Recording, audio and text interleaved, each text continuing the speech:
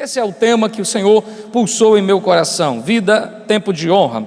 E na temática de hoje eu quero transcorrer falando sobre alguns personagens da Bíblia. Mas antes, eu preciso introduzir essa mensagem dizendo para você o que significa honra. A palavra honra vem do grego kabed e significa pôr em estima, dar o devido valor, reconhecer o valor de alguém. Ela deriva do grego e a expressão no grego remete a uma ideia de alguém numa festa de aniversário dando o primeiro pedaço. Então a palavra honra significa dar valor a alguém, dar um valor estimado a alguém. Todas as vezes que eu honro alguém, eu estou reconhecendo o valor que essa pessoa tem, ou por que não dizer, eu estou valorizando o que esta pessoa é. E isso foi o que Deus fez. Quando Deus criou o homem, Deus deu valor ao homem. Deus honrou o homem. Como assim, pastor? Na criação, ele sempre disse: haja luz. Ele disse: haja sol, haja lua, haja as estrelas, e as coisas passaram a existir. Mas quando ele vai fazer o homem, ele não usa o verbo haja, ele mesmo toma atitude, vai para o chão, toca no barro, o santo tocando no barro, sujando as mãos e fazendo dali o seu boneco, e depois soprando sobre ele, dando fôlego de vida, compartilha com o homem algo especial, a sua própria presença. Deus coroou o homem com honras, fazendo dele a cabeça da criação. Isso se torna mais claro mais tarde em João 3,16, quando Deus honra o homem na história da redenção. Porque João 3,16 diz que Deus amou o homem, amou o mundo de tal maneira, e a prova disso é que Ele deu o seu único filho. Sabe o que a Bíblia está dizendo? Deus honrou você. Da criação à redenção, Ele valorizou você. E o Deus que honra, espera também ser honrado. É por isso que em 1 Samuel, no capítulo 2, no versículo 30, nós vamos ler todo o versículo 30, mas ficaremos na parte final, diz assim: portanto, diz o Senhor Deus de Israel, na verdade, tinha eu falado que a tua casa e a casa de teu pai andariam diante de mim para sempre. Porém, agora diz o Senhor, longe de mim tal coisa. Grife a expressão que vem agora. Porque aos que me honram, você está com a Bíblia aberta? Deve me ajudar. Aos que me honram, honrarei. Aos que me desprezam, desprezarei. É olhando para isso que eu entendo que o Deus que dá honra, espera receber honra.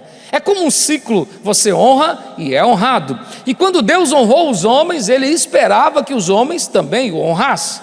Todavia, esse assunto é encontrado nas páginas sagradas da Bíblia, mostrando diferentes situações e diferentes personagens. E eu enumerei 4 deles para mostrar a você 2 exemplos de pessoas que não souberam honrar e 2 exemplos de pessoas que viveram uma vida de honra. E eu vou começar com um assunto que está no capítulo 2. Eu estou falando de Eli, da descendência da tribo de Levi. Ele é sacerdote. Além disso, de ser um sacerdote, é um ancião. Isso remete a 2 coisas: um homem maduro e um homem que deveria ser espiritual. Maduro pela idade e espiritual pelo cargo que ocupa. Mas a vida de Eli começa a contar algumas histórias na relação dele com seus filhos. O nome de sua esposa não é mostrado, mas a relação de Eli com seus filhos é uma relação tanto estranha, porque Eli ama demais os seus filhos, e isso não é nenhum problema, até o ponto em que os filhos não ocupam o lugar de Deus. Porque no versículo 29 do capítulo 2, você deve olhar e perceber que Deus estar entristecido com Eli, porque Eli ama mais os seus filhos do que o próprio Criador, honra mais os seus filhos do que o Senhor Deus de sua salvação. E por quê? Porque os meninos erravam, e as pessoas chegavam a dizer: Eli, teus filhos andam errando. Todas as vezes que alguém vinha para o culto e trazia o sacrifício, os filhos de Eli iam lá e colocavam um garfo e tiravam a melhor parte para si. Era como se os filhos estivessem roubando a honra do Senhor. E o que dizia o pai? São crianças, mas eram marmanjos. Eles não param por aí. Eles se prostituem na porta da tenda, do tabernáculo, e nada Eli faz. Eli faz vista grossa, porque Eli não quer repreender os seus filhos. Eli não quer corrigir os seus filhos. E porque Eli não faz isso, ele ama, ele honra os seus filhos muito mais do que Deus. E no versículo 29, Deus se apresenta dizendo: você honra mais os seus filhos do que a mim. E se eu tinha dito que colocaria seu nome para sempre na linhagem sacerdotal, longe de mim tal coisa. Sabe, a vida de Eli tinha tudo para ser uma vida formidável. Jesus poderia ser conhecido não como leão da tribo de Judá, mas como leão da tribo de Levi. Jesus poderia ser conhecido não como sacerdote da ordem de Melquisedeque, mas como sacerdote da ordem de Eli. Mas Eli anula as promessas quando vive uma vida de desonra. E eu quero repetir isso para você entender. Eli anula as promessas quando vive uma vida de desonra. Quantas promessas estão sendo anuladas, quantos projetos estão sendo mudados, porque vive-se uma vida de desonra. E Eli está assim. Só que Eli não é o único personagem em questão. No mesmo livro de Samuel, nós encontraremos mais tarde, no capítulo 9, um homem que estava procurando as jumentas de seu pai. Quis, é um criador, tem muitas fazendas, é um homem abastado da tribo de Benjamim. E o seu filho Saul é um moço jovem, e diz a Bíblia, belo, jovem, belo e de condições financeiras, um cenário perfeito. Mas ele vai à procura das jumentas de seu pai e encontra muito mais do que procurava. Ele encontra um profeta, e o profeta, olhando para ele, disse: Deus te chamou para ser rei em Israel. Aquele moço encontrou o que não procurava e recebeu o que não imaginava, porque agora ele está recebendo uma palavra de ser rei, o primeiro rei em Israel. E ungido foi, o óleo foi derramado, Deus foi com ele, ele venceu batalhas. Mas Saul começa a desonrar a Deus. Começa a desonrar a Deus, sabe por quê? Porque ele se preocupou demais com a glória dos homens. O capítulo 18 de 1 Samuel diz que quando Davi está vindo das batalhas, algumas mulheres começam a cantar, e elas cantam dizendo: Saul matou 1000, Davi matou 10.000. Saul não gostou disso, porque pela primeira vez ele não era o centro das atenções, pela primeira vez os aplausos não são para ele, e ele começou a olhar para Davi um tanto estranho, e porque Davi começou a despertar a inveja de Saul, Saul agora começa a tratá-lo de modo um tanto estranho. Por 2 vezes ele pegou uma flecha, pegou uma lança e tentou cravar o homem na parede de tamanha raiva, e Davi se esquivava de tudo isso. Ele queria a morte de Davi a todo custo, colocou Davi na frente de batalha para pelejar contra os filisteus. Na sua mente ele dizia: quanto mais longe esse homem estiver, mais longe de mim ele ficar, melhor. Só que o que ele não sabia é que mesmo que Davi estivesse nas frentes de batalha, o Senhor era com ele, e o Senhor dava a Davi um nome estimado, e todos falavam do que acontecia com Davi. Ele fica furioso, e agora, tentando fazer de tudo, ele orquestra planos para matar Davi, e da forma mais cruel, entrega sua filha para casar com ele, e no dia das núpcias, no dia da lua de mel, ele organiza um plano para matá-lo quando estivesse deitado no seu próprio leito. Esse era o sentimento de Saul. E sabe por quê? Porque ele não aceitava perder a coroa. Ele não aceitava que outro ocupasse o lugar dele. Ele não aceitava que outro fosse ungido, senão ele.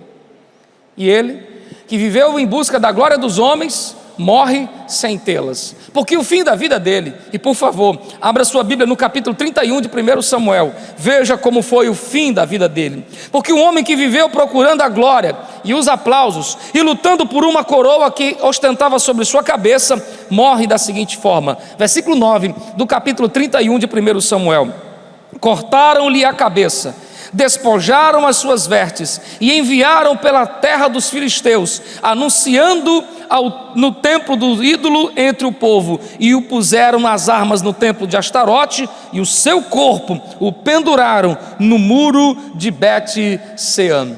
Veja como terminou a vida de Saul: morto, muito mais do que morto, morto desonradamente. Sua cabeça foi cortada, sua coroa caiu ao chão, suas armaduras entrega na casa do deus Astarote, e o seu corpo, desprovido da cabeça e da coroa, está pendurado.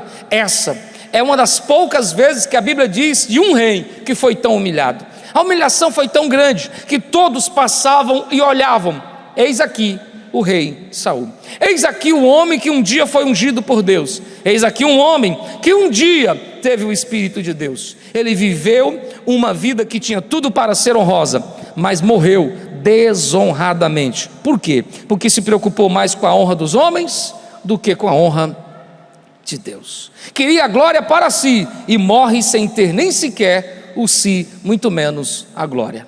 No contraste a isso, o livro de Atos vai revelar outros cenários. Agora no capítulo 7, nós encontramos um moço que decide viver uma vida de honra. Em Atos 7, eu estou falando de uma reunião para escolher os diáconos, e aparece um nome. Esse nome sobrepõe-se, é Estevão. É um menino de fé, é um jovem diácono. Mais do que um jovem diácono, é um jovem pregador.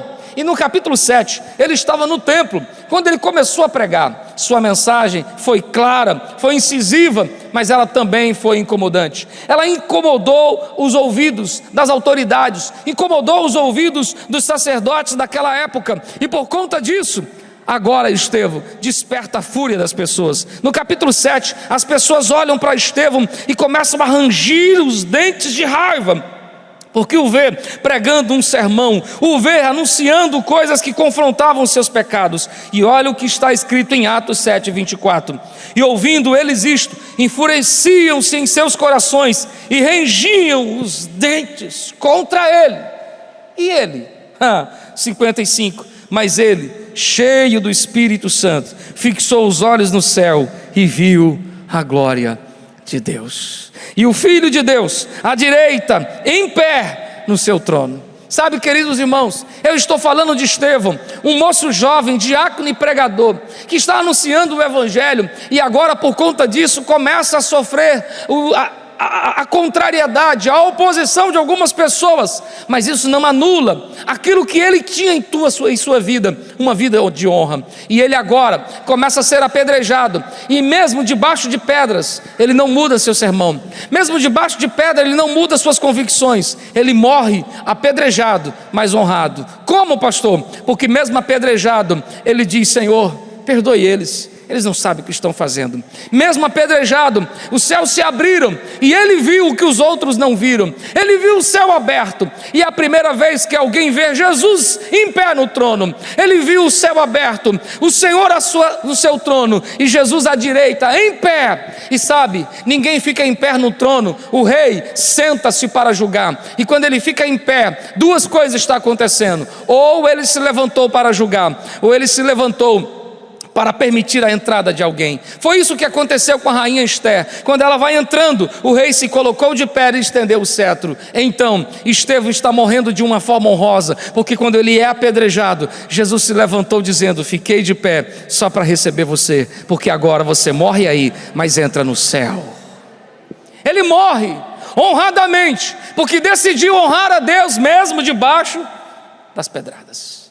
Ainda no contexto do Novo Testamento, eu encontro um personagem, e quando eu preparava essa mensagem, eu pensava: quem na Bíblia, quem no Novo Testamento pode para mim dizer que viveu uma vida mais honrada? E sabe, eu encerro essa mensagem dizendo o personagem que eu escolhi. Eu escolhi uma mulher que se passa em Lucas, no capítulo 8, eu estou falando de Maria Madalena. A Bíblia fala em Lucas 8 que ela era uma mulher possuída por 7 espíritos. Essa era a realidade dela. Não bastasse o fato de ser mulher, que naquela época, naquela cultura, era de pouco valor, ela agora é uma mulher possuída por 7 demônios. Sua situação é deplorável, sua situação é espiritualmente degradável, e por conta disso, as pessoas têm medo dela, as pessoas têm receio dela. Mas a mulher possuída teve um encontro com Jesus, e o que Jesus faz? Expulsa todos os demônios. O que Jesus faz? Dá valor a esta mulher. O que Jesus faz? Perdoa esta mulher. O que Jesus faz? Muda a história dessa mulher.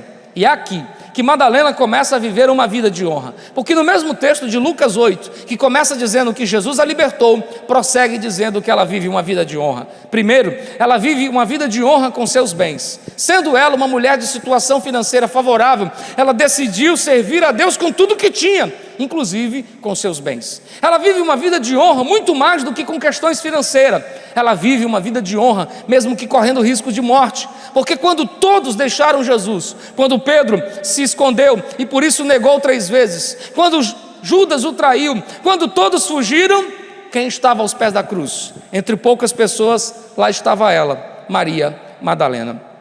No dia em que ele é tirado de lá e levado para o túmulo, Lucas 23 e Lucas 24 diz que ela ficou olhando para saber aonde o colocaram. E agora que o colocaram no túmulo de José de Arimateia, ela fica ali esperando amanhecer o dia de domingo para vir muito cedo. E sendo ainda madrugada, ela se aproxima do túmulo. Pedro não foi, João não foi, outros não foram, mas ela estava lá. Era a mulher que antes possuída, mas agora dava honra ao seu Senhor e dizia: não importa se eu corro risco de vida ou de morte, não importa, eu sei o que Ele fez por mim, eu era oprimida e possuída, eu sou livre, e não importa se Ele está morto, eu estarei no pé do túmulo.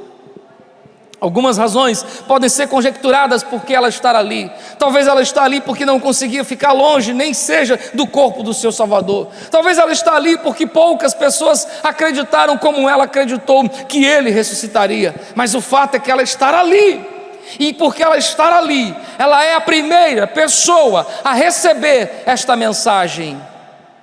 Vá e diga aos seus irmãos: eu ressuscitei.